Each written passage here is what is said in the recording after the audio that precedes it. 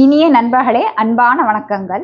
வாழ்க்கையில எனக்கு லக்கே இல்லை, அதிர்ஷ்டம் தப்பி தவறி கூட என் பக்கம் எட்டி பார்த்ததே கிடையாது என்று நினைப்பவர்கள் இந்த கதையை நிச்சயமாக கேட்கணும். வாங்க கதைக்குள் போகலாம். ஒரு வாலிபன் பெயர் மாதவன். அவனுடைய அப்பா பார்த்தோம்னா நல்ல வசதியானவர். வீடு, வாசல், நிலம், நீர், காரு, பிசினஸ், இப்படி வாழ்க்கைக்கு தேவையான எல்லா வசதி வாய்ப்புகளும் இருந்ததாம். ஒரு நாள் அவர் இறந்து விடுகிறார். அதன் பிறகு மாதவன் தான் அவங்க அப்பாவுடைய தொழிலை எடுத்து நடத்தி வந்தானாம்.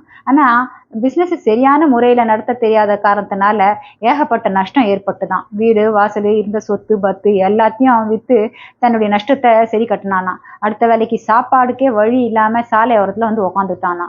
உட்காந்துட்டு புலம்ப ஆரம்பிச்சானா. எனக்கும் அதிர்ஷ்டத்துக்கும் ரொம்ப தூரம், அதிர்ஷ்டம் என் பக்கமே நெருங்காது, கடவுள் என் விதியை சரியாவே எழுதல அப்படின்னு புலம்பிக்கிட்டு இருந்தானா. அந்த சமயம் பார்த்து ஒரு துறவி அந்த பக்கமா வந்துட்டு இருந்தாராம். அவரு மாதவனை பார்த்து தன் புலம்புறதுக்கு காரணத்தை கேட்டாராம். அப்ப மாதவன் தன்னுடைய பிரச்சனையை சொல்லிட்டு சொன்னானா, எனக்கும் அதிர்ஷ்டத்துக்கும் கொஞ்சம் கூட சம்பந்தமே இல்லைங்க, அதிர்ஷ்டம் நான் இருக்கிற இடத்துல கூட எட்டி பார்க்காது அப்படின்னு சொன்னானா. அதை கேட்ட உடனே துறவி சொன்னாராம், கவலைப்படாத, உனக்கு பின்னாலே ஒரு மலை தெரியுது இல்லையா, அது உச்சிக்கு போ, அங்க அதிர்ஷ்ட தேவதை இருக்கு, அதை போய் நீ சந்திச்சேன்னா கண்டிப்பா அது உனக்கு வேண்டிய உதவிகளை செய்யும் அப்படின்னாராம். அதை கேட்ட உடனே மாதவன் உடனே மலை மேல ஏற தொடங்கினானா. மேல ஏற தொடங்கும் போது வழியில பார்த்தா ஒரு சிங்கம் ரொம்ப முடியாம படுத்து தூங்கிட்டு இருந்ததாம்.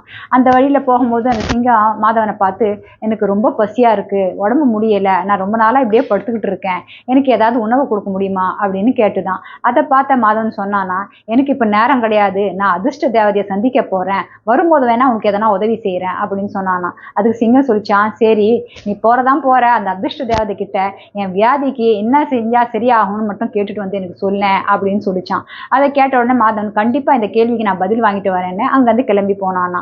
மலை மேல ஏற தொடங்கினானா. இன்னும் கொஞ்சம் தூரம் போட உடனே அவனுக்கு பசி எடுக்க ஆரம்பிச்சுதான். அக்கம் பக்கம் சுத்தி பார்த்தானா. ஒரு சின்ன தோட்டம் இருந்ததான், பழத்தோட்டம். அதுக்குள்ள போனானா. பக்கத்துல பார்த்தா ஒரு அருவியும் ஓடிட்டு இருந்ததான். அங்க கை காலெல்லாம் அலம்பிக்கிட்டு அங்க இருந்த ஒரு பழத்தை பறிச்சு சாப்பிட ஆரம்பிச்சானா.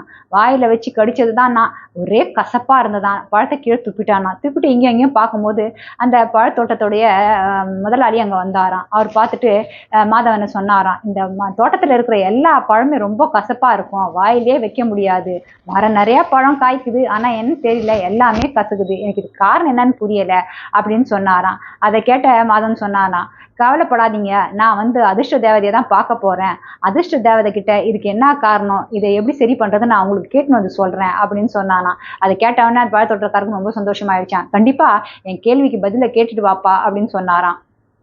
அங்க இருந்து மறுபடியும் மாதவன் நடக்க தொடங்கினானா. மலை உச்சிக்கு போக ஆரம்பிச்சானா. மலை உச்சிக்கு நெருங்கும் போது அங்க பார்த்தா ஒரு பெரிய ரொம்ப ரம்யமான ஒரு பங்களா இருந்ததான். அதுக்கு வெளிப்புறத்துல ஒரு அழகான பெண் நின்றுட்டு இருந்தாலாம். அவன் மாதவனை பார்த்து கேட்டாலாம், இந்த பக்கமா எங்க போயிட்டு இருக்கீங்கன்னு. அதுக்கு மாதவன் சொன்னானா, நான் அதிர்ஷ்ட தேவதையை பார்க்க போறேன், என் பிரச்சனைக்கெல்லாம் தீர்வு கிடைக்க போகுது அப்படின்னு சொன்னானா. அதை கேட்டவொடனே அந்த பெண் சொல்லிச்சான், எனக்கும் வாழ்க்கையில பங்களா, வீடு, வாசல், பணம், நகை எல்லாமே இருக்குது, ஆனா மனசுல நிம்மதியும் சந்தோஷமும் இல்லை, நீ அதிர்ஷ்ட தேவதையை பார்த்தீங்கன்னா கேளு, என் சந்தோஷம் எப்படி எனக்கு திருப்பி கிடைக்கும் அப்படின்னு. அதை கேட்ட மாதவன் சொன்னானா, நிச்சயமா உன் கேள்விக்கு நான் பதில் கேட்டுட்டு வரேன் அப்படின்னு அங்க இருந்து மறுபடியும் நடக்க ஆரம்பிச்சானா. மலை உச்சியில போய் பார்த்தா உண்மையிலேயே அங்க அதிர்ஷ்ட தேவதை நின்றுட்டு இருந்ததான். மாதவன் அதிர்ஷ்ட தேவதை கிட்ட போனானா. போயிட்டு தன்னுடைய பிரச்சனையை சொல்லிட்டு, நீங்க தானே அதிர்ஷ்ட தேவதை அப்படின்னு கேட்டானா. அதுவும் ஆமான்னு தலையாசிதான். அப்படின்னா கண்டிப்பா நீங்க என் கூடயே வரணும், நீங்க இனிமேல் வாழ்நாள் முழுவதும் என் கூடயே இருக்கணும், நான் உங்களை விடவே மாட்டேன் அப்படின்னு சொல்லிச்சான். அதை கேட்ட உடனே அதிர்ஷ்ட தேவதை சொல்லிச்சான், நான் உன் கூட எல்லாம் வர முடியாது, உனக்கு எதனா வர வேணும்னா சொல்லு, நான் அதை கொடுக்குறேன் அப்படின்னுச்சான். அதை கேட்ட மாதவன் சொன்னானா, எனக்கு வரம்லாம் எதுவும் வேணாம், நீங்க என் கூடவே இருக்கணும், ஏன்னா அதிர்ஷ்டம் என்கிட்ட இருக்கிறது இல்லை, நான் என்ன வரம் கேட்டாலும் அது கொஞ்ச நாள் கழிச்சு என்னை விட்டுட்டு போயிடும், நீங்க தான் என் கூடவே இருக்கணும், அப்பதான் அதிர்ஷ்டம் என்னை விட்டு போகாது அப்படின்னு சொன்னானா.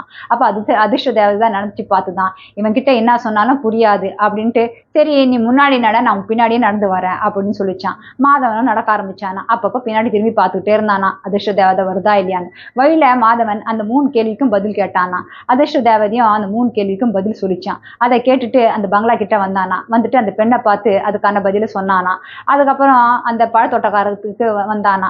அங்க பழத்தோட்டக்காரரை பார்த்து அந்த பழத்தோட்டக்காரர் கேட்ட கேள்விக்கும் பதில சொன்னானா. 3வதாக சிங்கம் இருந்த இடத்துக்கு வந்து சேர்ந்தானா. சிங்கம் கேட்டுதான், நீ என்ன கேள்விக்கு பதில் கேட்டுட்டு வந்தியா, நான் என் வியாதியில ரொம்ப நாளா அவஸ்தைப்பட்டு இருக்கேன், இதுல இருந்து நான் விடுதலை பெறணும், கேள்விக்கு பதில் கேட்டியான்னு. இதை கேட்ட மாதவன் அவங்க 2 பேர் கேட்ட கேள்விக்கு பதில் கொண்டு வந்து கொடுக்கும்போது உன் கேள்விக்கு நான் பதில சொல்ல மாட்டேனா அப்படின்னு சொன்னானா. அதை கேட்ட சிங்கம், என்ன தவிர வேற யாரு என்ன கேள்வி கேட்டாங்க, அதுக்கு நீ என்ன பதில் சொன்ன அப்படின்னு கேட்டுதான். அதுக்கு மாதவன் சொன்னானா, மலை உச்சியில ஒரு பங்களா வீடு இருந்தது, அதுக்கு வெளியே ஒரு அழகான பெண் நின்றுட்டு இருந்தது. அது என்கிட்ட கேட்டுது, அது வாழ்க்கையில சந்தோஷமும் நிம்மதியும் இல்லையா, சந்தோஷத்தையும் நிம்மதியும் பெற வேண்டும் என்றால் நான் என்ன செய்ய வேண்டும் என்று நீ அதிர்ஷ்ட தேவதை கிட்ட கேட்டுட்டு வான்னு. அதிர்ஷ்ட தேவதை அதுக்கு சொன்ன பதில் என்னன்னு பார்த்தா, அந்த பெண் கிட்ட போய் சொல்லு, அந்த பெண்ணுக்கு மனசுக்கு பிடிச்ச ஒரு வாலிபரை தேர்ந்தெடுக்க சொல்லு, அதே நேரத்துல அந்த வாலிபன் நல்ல நியாயமானவனா நேர்மையானவனா இருக்கணும்னு சொல்லு அப்படின்னு சொல்லுச்சு.